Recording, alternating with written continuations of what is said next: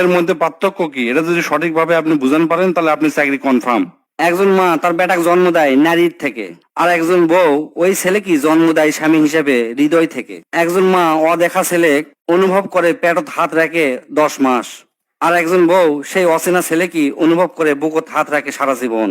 একজন মা জন্ম দেয় একজন শিশু পুত্রকে, আর একজন বউ জন্ম দেয় একজন পরিণত পুরুষকে। একজন মা সোল হওয়ার পরে আস্তে আস্তে তার হাত ধরে হাঁটা শেখায়, আর একজন বউ সেই সন্তানের হাত ধরেই জীবনের সমস্ত পথ হাঁটে। একজন মা তার সন্তানকে কথা বলতে শেখায়, আর একজন স্ত্রী প্রিয় বন্ধু হয়ে সারা জীবন তার কথা বলার সঙ্গী হয়ে ওঠে। সন্তানের দায়িত্ব কাঁধে আসতেই মা তার সমস্ত পৃথিবী ভুলে যায়, আর একজন স্ত্রী সেই সন্তানের দায়িত্ব নেবে বলেই তার সমস্ত পৃথিবীটা ছেড়ে একদিন চলে আসে। ছোলক বড় করে সোল যখন বড় হয়ে প্রতিষ্ঠিত হয়ে যায়, প্রত্যেকটা মাকে আঘাত পেতে হয়।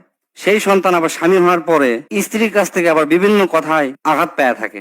সন্তান জন্ম নেওয়ার পর থেকে মাও সেই সন্তানের দায়িত্ব নেয় 20 থেকে 25 বছর, আর একজন স্ত্রী তার স্বামীর জীবনের দায়িত্ব নেয় হচ্ছে 25 বছরের পর থেকে যতদিন বেঁচে থাকে। হতে পারে সেটা 40 বছর, হতে পারে 50 বছর, হতে পারে 60 বছর। ছোটবেলা সন্তান যখন মলমূত্র ত্যাগ করে সেগুলো পরিষ্কার করে মা, কিন্তু বৃদ্ধ বয়সে যখন স্বামী মলমূত্র ত্যাগ করে বিছানায় বসে, তখন সেগুলো পরিষ্কার করার দায়িত্ব নেয় স্ত্রী। মায়ের কোল হলো সেই কোল যে কোলে সন্তান জন্ম নেয়, অর্থাৎ সন্তানের প্রথম বিছানাই হচ্ছে মায়ের কোল। আর স্ত্রীর কোল হলো সেই কোল, স্বামী যখন মারা যায় তখন স্ত্রীর কোলেই তার শেষ বিছানা হয়, যদি স্ত্রীর আগে স্বামী মারা যায়। কিন্তু সমাজ এবং পরিস্থিতি আজ এমনই যে ছেলেটির বিয়ার পর মায়ের সাথে তুলনা করে স্ত্রীর প্রতিটা মুহূর্ত। স্ত্রী কথায় কথায় স্বামী কয়, তুমি মাকে বেশি ভালোবাসো না স্ত্রীকে। সব সময় বিচারের কাঠগড়ায় দাঁড়াতে হয় স্বামীকে। এই পার্থক্য গুলাতে আমরা বুঝতে পারি যে দুইজনের ভূমিকাই হচ্ছে প্রায় সমান।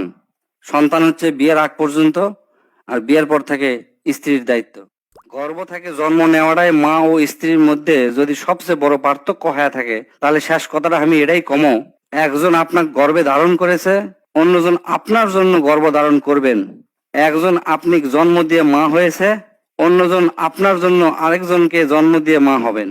এ ভাই, আপনি এত সুন্দর করে বুঝে দিবেন আমি তো কখনোই ভাবিনি।